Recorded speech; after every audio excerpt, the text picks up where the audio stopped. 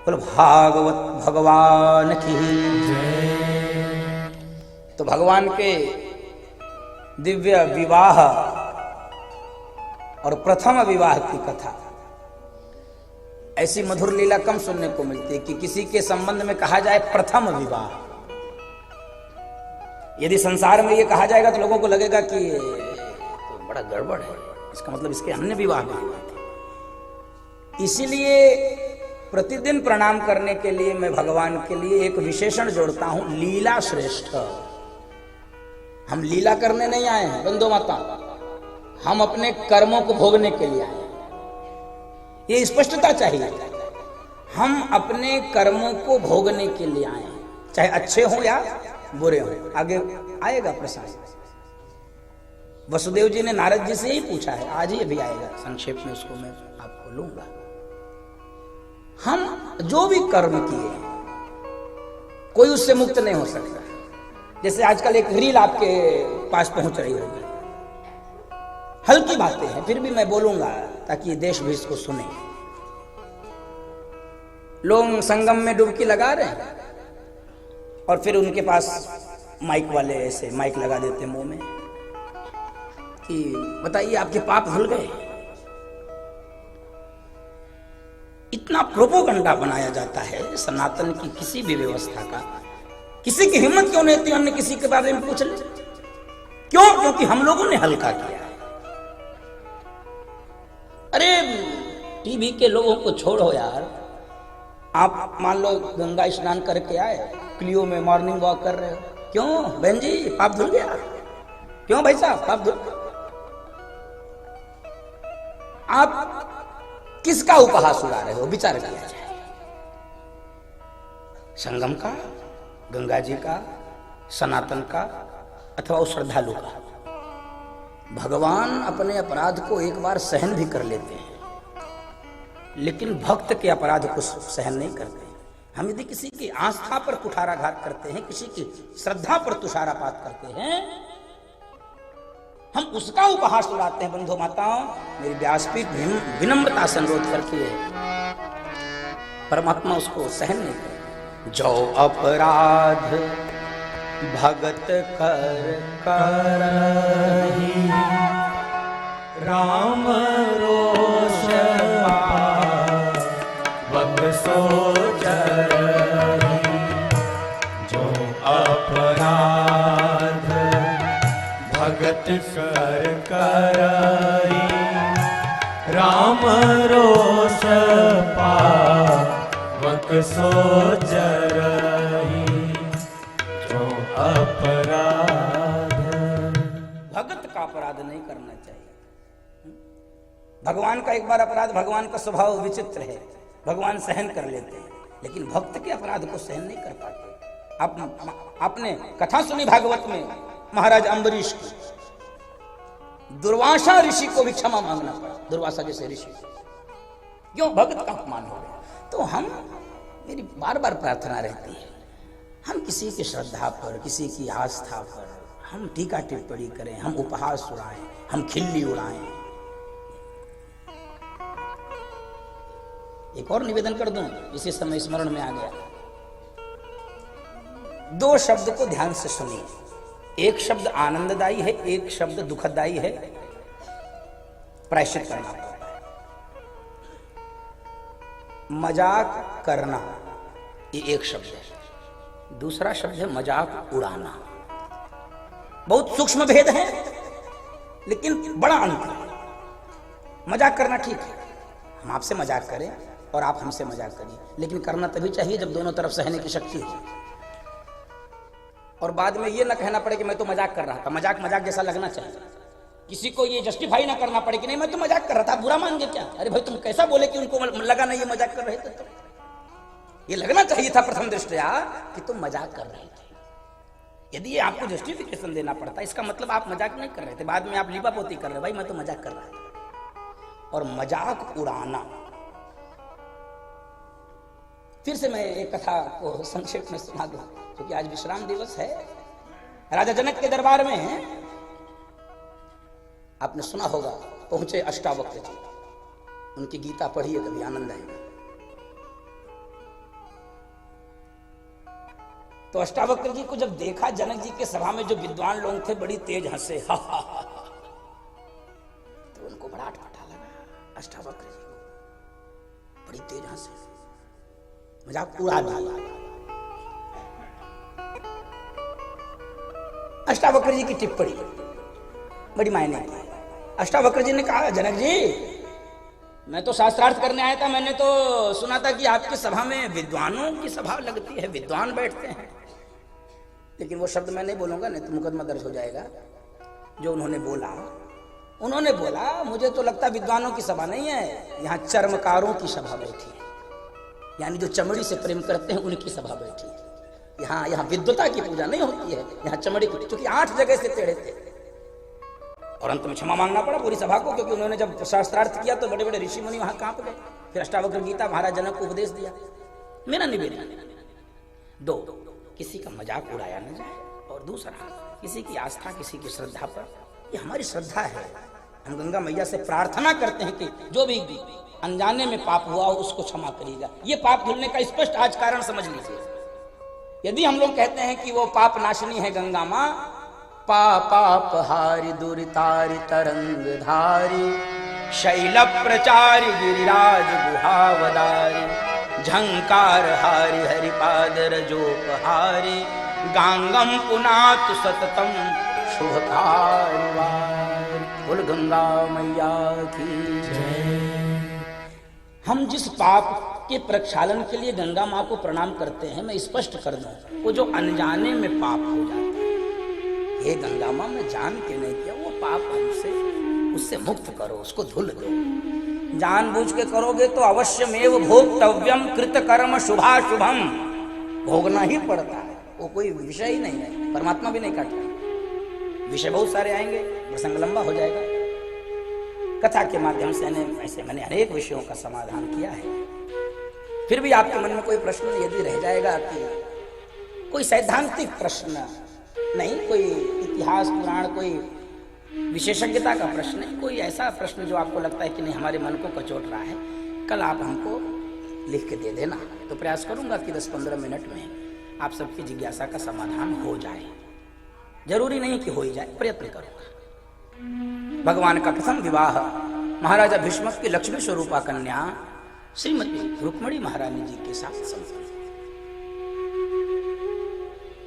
बंधु माताओं, लक्ष्मी सदैव नारायण की ही रहती है, और यदि कोई लक्ष्मी का हरण करना चाहेगा तो उसकी वही गति होती है जो शिशुपाल की। लक्ष्मी किसकी रहेंगी? नारायण की ही रहती है। बोलो लक्ष्मी नारायण भगवान की। इसलिए यदि कोई लक्ष्मीपति बनने का प्रयास करेगा तो शिशुपाल बनना पड़ेगा। लक्ष्मीपति बनने की चेष्टा मत करिए। यदि वास्तव में कुछ कर सकते हैं तो प्रार्थना करिए कि हे प्रभु लक्ष्मी पुत्र के रूप में हमको स्वीकार करिए। हम लक्ष्मी पुत्र तो बन सकते हैं, लक्ष्मीपति पति बनोगे, बनना चाहोगे। बंधु माता कई बार धन हो जाने पर ऐसा मन में आ जाता है कहीं लक्ष्मी की कृपा आपके ऊपर है, बनी रहे, भगवान करें और बनी रहे, लेकिन लक्ष्मी पुत्र के रूप में आप। और बंधुओं माताओं, श्री रुक्मिणी जी से भगवान का प्रथम विवाह हुआ और भगवान द्वारिकाधीश और रुक्मिणी जी के प्रथम पुत्र प्रद्युम्न के रूप में प्रकट हुए। और जब प्रद्युम्न के रूप में प्रकट हुए तो मानो भोलेनाथ का दिया हुआ वचन पूरा हो रहा है। जब जदुवंश कृष्ण अवतारा, जब जदुवंश कृष्ण अवतारा, होई हरन महामय भारा, होई हरन महामय भारा। कृष्ण तनाया होई पति थोरा, कृष्ण तनाया होई पति थोरा। वचन अन्यथा होई न मोरा,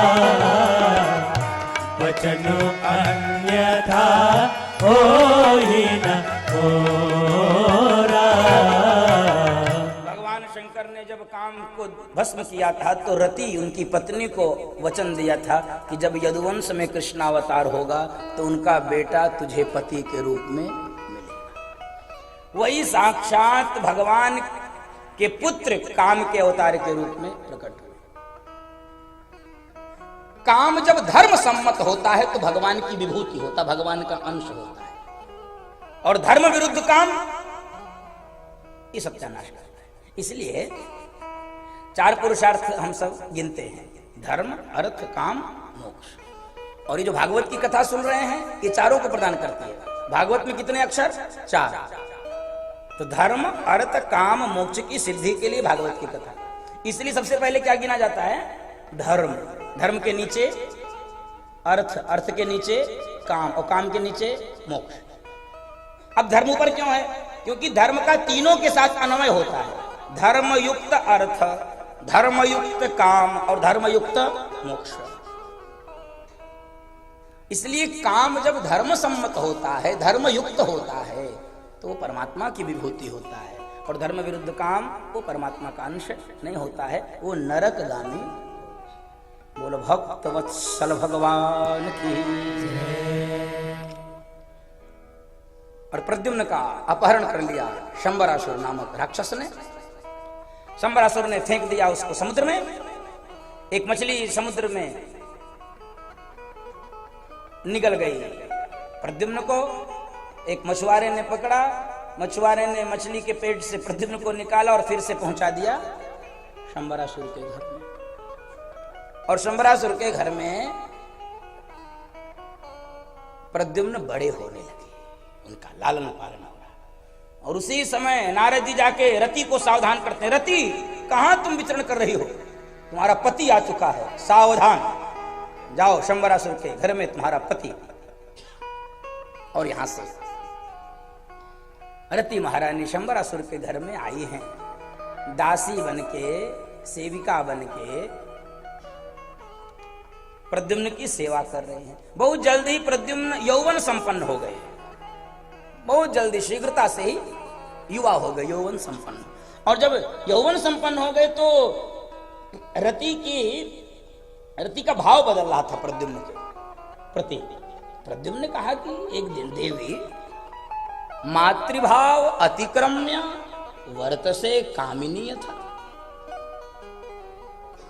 एक तरफ तो आप मां के भाव से हमारी सेवा कर रही हैं, और दूसरे आपके भाव में मुझे कुछ अन्यथा भाव लग रहा है। कौन है आप? और जैसे ही पूछा प्रद्युम्न ने कौन है आप, तो कहे सुनो प्रभु मैं कौन हूं, भवान नारायण सुतः संबरेणा हृतो भवान, अहम तेधि कृता पत्नी रति कामो भवान प्रभो। आप नारायण के पुत्र हैं, भवान नारायण सुतः। और ये शंबरासुर जिसके घर में आपका लालन पालन हो रहा है, ये आपको अपहरण करके ले आया था। और मैं आपकी जन्म जन्म की पत्नी कौन हूं?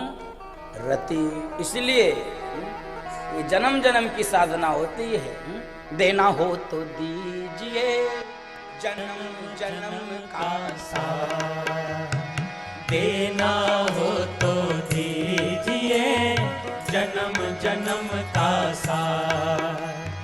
अब तो कृपा कर दीजिए जन्म जन्म का साथ। अब तो कृपा कर दीजिए जन्म जन्म का साथ। मेरे सिर पर रख बनवारी, मेरे सिर पर रख बनवारी, मेरे सिर पर रख गिरधारी, मेरे सिर पर रख गिरधारी। अपने दोनों ये हाथ, देना हो तो दीजिए जन्म जन्म का साथ। देना हो तो दीजिए जन्म जन्म का साथ।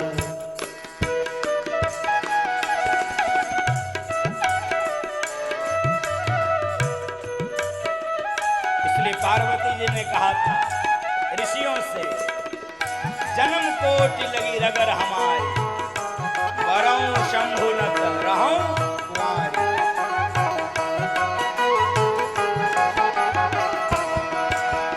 झुलस रहे हैं गम की धूप में, प्यार की छैया कर दे तो। झुलस रहे हैं गम की धूप में, प्यार की छैया कर दे तो। बिन माझी के नाव चले ना, अब पतवार पकड़ ले तो। बिन माझी के नाव चले ना, अब पतवार पकड़ ले तो। मेरा रास्ता रोशन कर दे, मेरा रास्ता रोशन कर दे, मेरा रास्ता रोशन कर दे, मेरा रास्ता रोशन कर दे। छाई अंधियारी रात, देना हो तो दीजिए जन्म जन्म का साथ। देना हो तो दीजिए जन्म जन्म का साथ।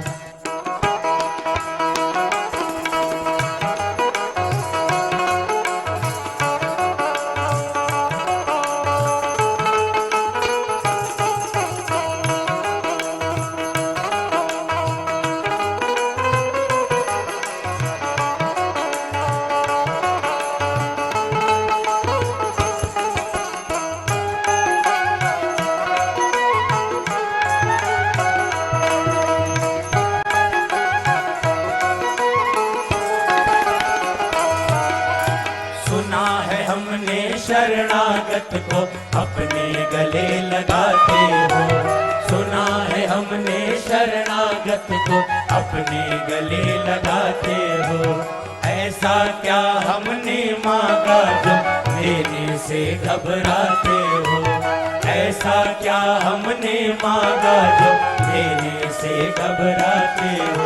बस इतनी कृपा तू कर दे, बस इतनी कृपा तू कर दे, बस इतनी कृपा तू कर दे, बस इतनी कृपा तू कर दे। थोड़ी होती रहे मुलाकात, देना हो तो दीजिए जन्म जन्म का साथ। देना हो तो दीजिए जन्म जन्म का साथ। अब सौंप दिया इस जीवन का सब भार तुम्हारे हाथों में है। जीत तुम्हारे हाथों में और हार तुम्हारे हाथों में। देना हो तो दीजिए जन्म जन्म का साथ। देना हो तो दीजिए जन्म जन्म का साथ। अब तो कृपा कर दीजिए जन्म जन्म का साथ।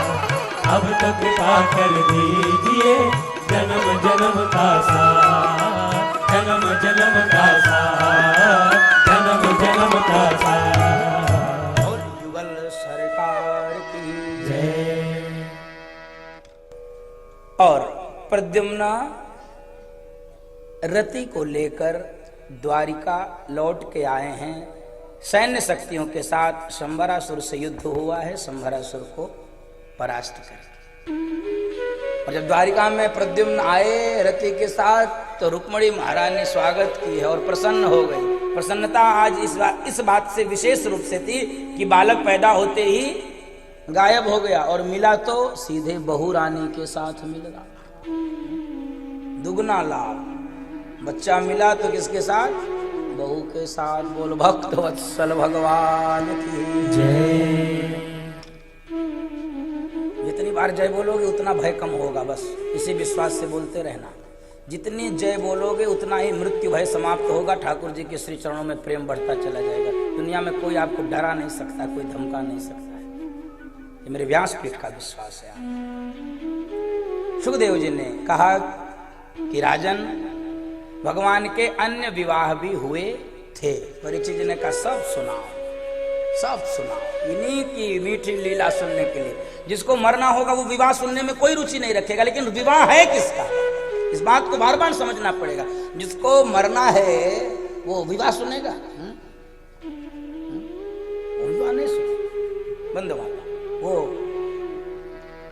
क्योंकि भगवान का, अरे आगे के क्रम में आएगा कि परीक्षित जी ने पूछा गुरु जी से, सुखदेव जी से, कि हमारे दादा दादी का विवाह कैसे हुआ था ये भी बता दो, हमारे दादा दादी का विवाह कैसे हुआ था। उन्होंने आगे पूछा भगवत जी। तो परीक्षित जी ने जब पूछा तो सुखदेव जी ने कहा सुनो, एक सत्राजित नामक राजा था, सत्राजित, उसके पास एक समयंतक नाम की मणि थी जो 8 भर सोना नित्य देती थी। कुछ यदुवंशियों ने जाकर सत्राजित से कहा कि ये मणि भगवान द्वारिकाधीश को दे दो। सत्राजित ने डांट के भगा दिया, हटो यहां से, क्यों दे दे द्वारिकाधीश को। एक दिन सत्राजित का छोटा भाई प्रसेन उस मणि को लेकर शिकार खेलने के लिए गया और लौट के नहीं आया। तो सत्राजित को लगा कि ये हो सकता है कि मणि के कारण कृष्ण ने मेरे भाई को मार दिया हो और मणि ले लिया हो, क्योंकि यदुवंशी कृष्ण के लिए मणि मांग रहे थे। और बंधु माताओं, अपनी पत्नी से कहा सत्राजित सुनो, हमको ऐसा लगता है कि मेरे भाई की हत्या कृष्ण ने की है और वो बचपन में भी चोर था और बड़े होने पर भी आदत जाती नहीं है, लेकिन सुनो अभी मैं कंफर्म नहीं हूं, मैं पक्का नहीं हूं कि कृष्ण ने ही चुराया है। जब तक कोई पक्की खबर न मिल जाए तुम किसी से कहना, और यदि आप ये किसी से कह दिए कि ये बात किसी से कहना नहीं, हे भगवान, आग से ज्यादा तेज फैलती है ये बात। अगर नहीं कहे तो हो सकता है कम फैले, अगर आप किसी को कह दिए सुनो भैया तुमको हम बताए रहे, किसी को बताए, एक तो इसी विश्वास से बताइएगा कि ये बात लीक जरूर है, अथवा मत बताइए, किसी को, अपने को भी मत बताइए। मैं तो ये कह रहा हूं, लोग कहने लगे आजकल की दीवाल के भी, हाँ आदमी के कान तो खराब हो गए तो दीवाल के भी कान होते हैं। इसलिए अब वो थोड़ा अटपटा माताओं का थोड़ा स्वभाव भी होता है। हाँ। करने करने जपन जना, एक कान से दूसरे कान, दूसरे कान से कोई बात पता थे, सोई फोन लगा कि अरे सुनो, और पूरे नगर में ये सूचना हो गई कि कृष्ण ने मणि चुराई, कृष्ण ने मणि चुराई। और जनता की हवा तो हवा, जनता वही जनता, कहने जनता की हम नफ्स को लोग पहचान नहीं पाते हैं। बड़े बड़े पॉलिटिकल पंडितों के धराशायी हो जाते हैं, वो जो क्या बोलते हैं उसको, चुनाव के पहले क्या बोलते हैं, हाँ एग्जिट पोल, बड़े बड़े। अब कल भी देखो क्या होगा, हम अब कल क्या होगा देखो क्या होगा। हमको तो वैसे फायदा है, दोनों तरफ से पार्टी मिलेगी, परिणाम चाहे जो हो। कल एक, हाँ इस जो संयोजन टीम में दोनों पक्ष के लोग हैं, हाँ, अब वो बताऊंगा नहीं मैं, वो हैं भी नहीं समय। बोलो भक्तवत्सल भगवान की जय। तो जनता की हवा देखो, बचपन में माखन चुराता था, बड़ा हो गया तो मणि चुराने लगा, बचपन में माखन चुराता था, बड़े होकर मणि चुराने लगा। अब ये चर्चा होने लगी बंधु, ये चर्चा होने लगी। भगवान कृष्ण के कान में ये पड़ी बात द्वारकाधीश की कि अरे इतना बड़ा कलंक मेरे ऊपर लग रहा है। तो भगवान को लगा कि नहीं, मणि तो खोजना पड़ेगा। भगवान मणि खोजने के लिए निकले, एक जंगल में चले गए तो एक गुफा के बाहर शेर भी मरा पड़ा था और इसका भाई प्रसेन भी मरा पड़ा था।